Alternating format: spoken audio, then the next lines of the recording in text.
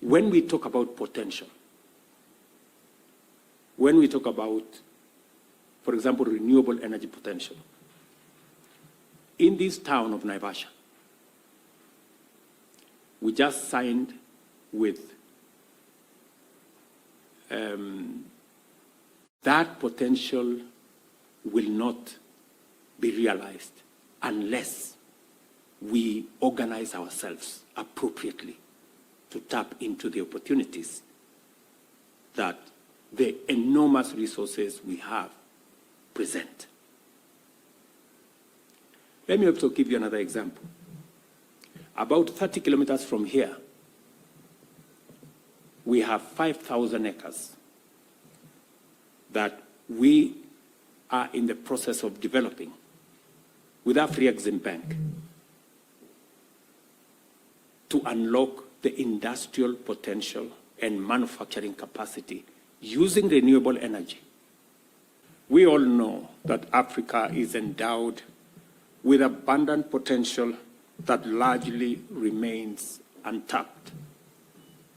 And this denies our continent immense opportunity in various economic sectors, in agriculture, in mining, in energy, in manufacturing, and also in climate action. I think it is correct to say that Africa cannot continue to play in the periphery. This is an inflection point in world development, and Africa must take up its central role, because that's where we are today, with enormous resources in energy, especially renewable energy, with almost 60% of the world's arable uncultivated land, and with our huge demographic dividend of young people in this continent. It is not possible for us to continue to be in the margins, and we must not marginalize ourselves to the margins. We must drive ourselves to the center.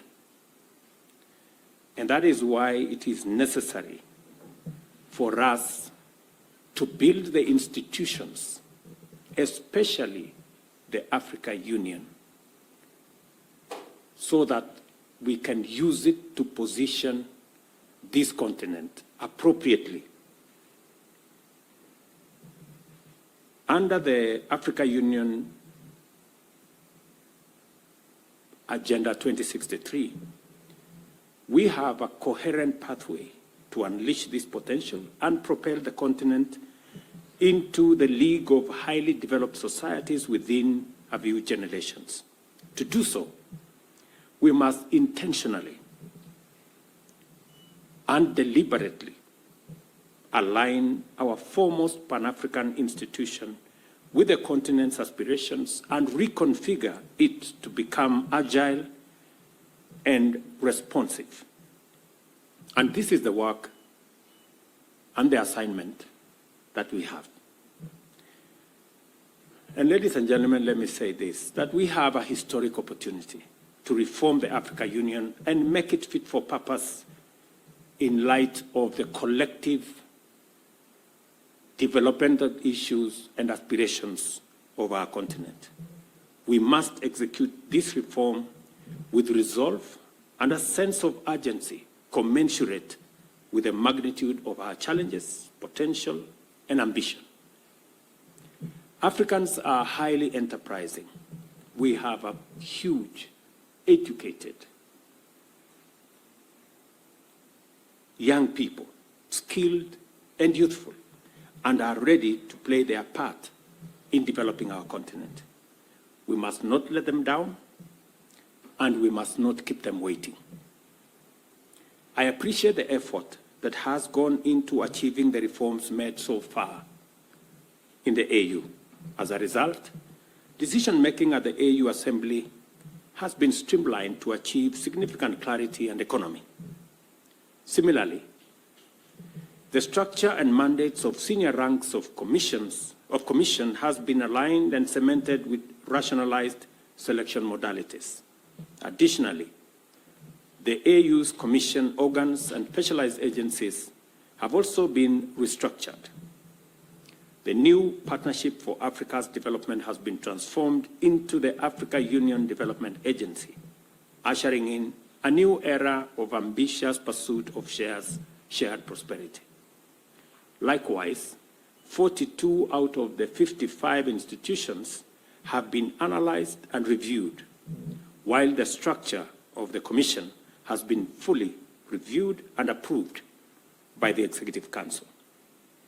As Musa Faki, has told us, there is some work to be done by other institutions to make sure that what has been agreed upon is progressed to conclusion.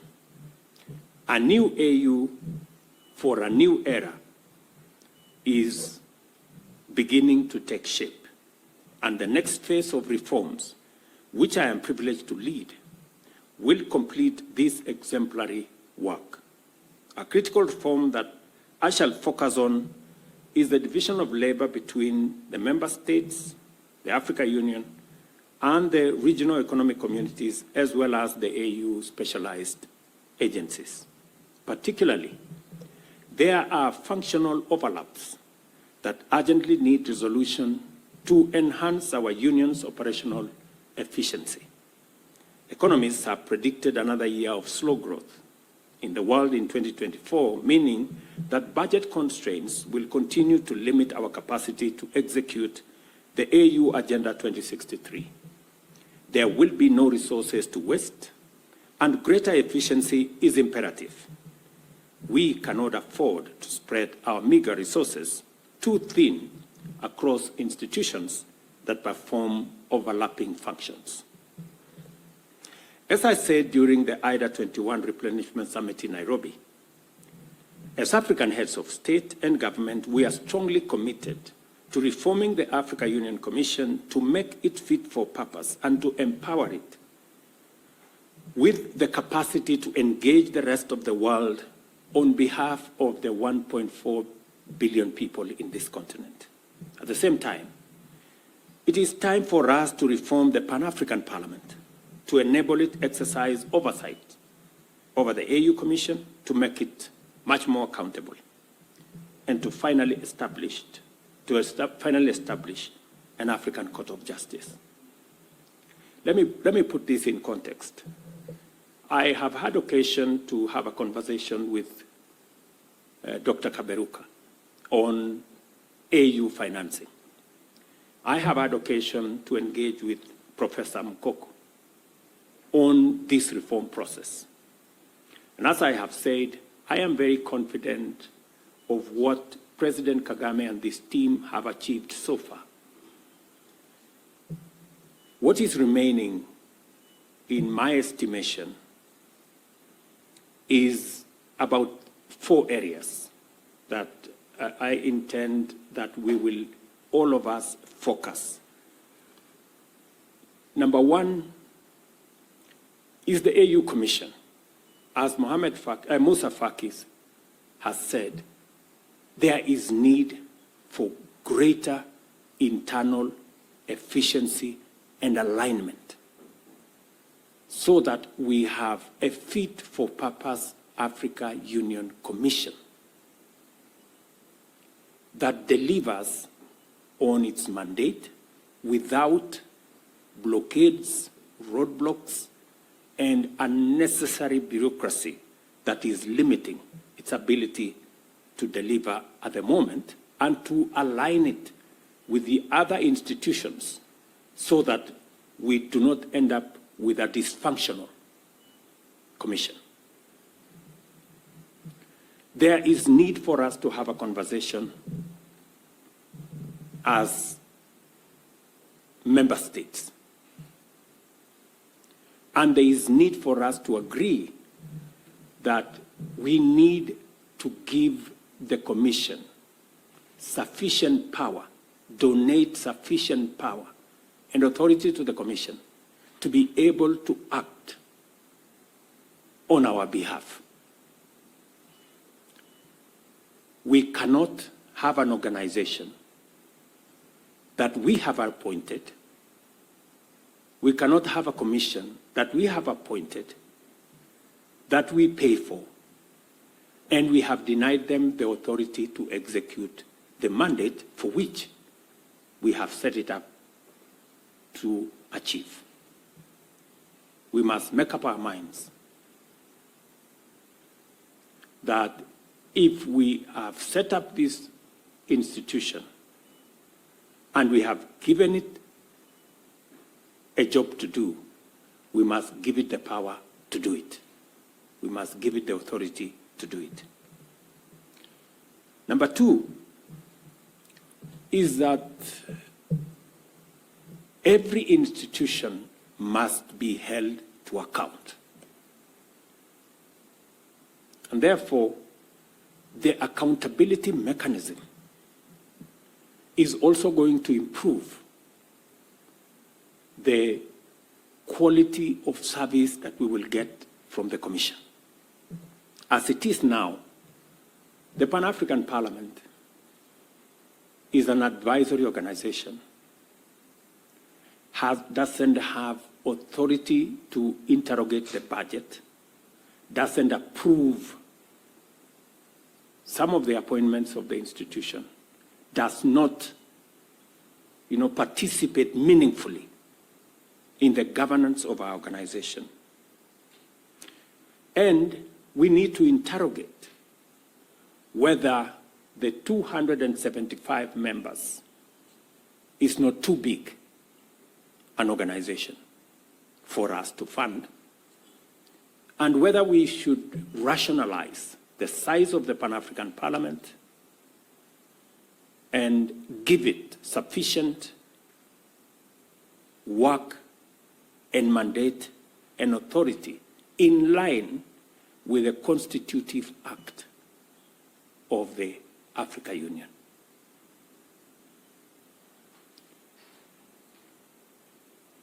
Like all democratic institutions, for example, in Kenya today, there's a big debate in Parliament because it is our belief in institutions. We have an executive that proposes certain measures. The people and Parliament interrogate it, provides oversight. And we have a judicial system that also makes sure that if there are any issues, the judiciary can speak to those issues. So our Pan-African Parliament must take up a proper place in the governance of our institution so that we can guarantee ourselves that these institutions will work accountably. Listening to our chair and the obvious and sometimes, unavoidable conflicts between different institutions and even the overlap that is there. There is no mechanism that is in place to resolve some of these conflicts, some of the overlaps. And that is why it is absolutely necessary for us to finally establish the African Court of Justice. That way, if there is a conflict between the PRC and the Commission,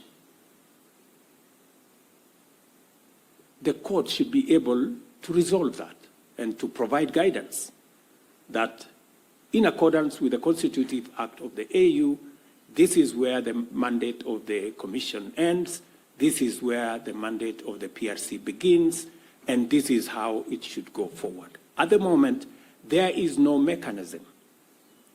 And all the time, it is then referred to heads of state, and it becomes very difficult because the heads of state are not a court. So these are some of the what is limiting our institution. And an Africa Commission, an AU that is not properly functional, undermines the potential of our continent and the opportunities therein. And so, finally, the fourth issue is how to finance our organization. And that needs to be a very candid conversation. I have had occasion to discuss with many of my colleagues on this subject, and everybody seems to agree that we need to take a firmer position in funding our organization and working with others so that we can achieve our aspirations. Let me say this, that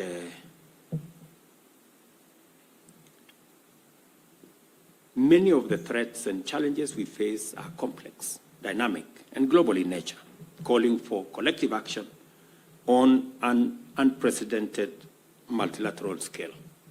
Africa is committed to making its critical contribution not only to human progress, but also to efforts to find solutions.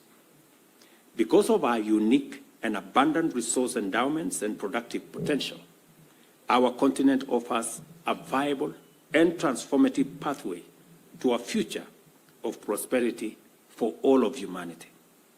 We bring to the table of multilateral strategic deliberation and global problem solving the promise of unlocking an unprecedented era of global economic growth and prosperity. I have had the occasion in a number of forums across the continent to outline the outstanding reforms which, in my considered view, shall be key areas of focus for me to deliver on my mandate efficiently. However, this outline, as I have told you, the 4 areas to reform the Commission, to work on our Parliament, to make sure that we have a court, and to ensure that we have a proper funding mechanism. This outline is indicative, and I remain open to consultation and deliberation. I am confident that you have deliberated vigorously and exhaustively on various priorities, and I am interested in tapping into your extensive operational experience in AU institutions to enrich and refine our reform agenda and to explore innovative and inclusive ways to take the AU to the next level. I intend to work systematically in building on the substantial work accomplished by His Excellency President Kagame, and further, I shall focus on establishing a robust and sustainable funding mechanism for both the AU regular and other programs. Let me also confirm that in this county of Nakuru, AfriExim is a Pan-African institution, and therefore it speaks to the kind of potential that Africa Union has in working with us to unlock the potential that exists in our continent. Building Africa Union institutions, including financial institutions, including other institutions, will help us unlock this potential. And therefore, let's work together in recognizing the importance, urgency, and the weight of expectations and the transformational implications of the work of reforming the institutions of the Africa Union. I am confident that I can rely on you individually and collectively to contribute meaningfully to taking the reform agenda forward and actualizing the dream of the Africa Union for our time and for generations ahead of us. I wish all of us success in our continued deliberations on this very historic agenda. Thank you very much. And I look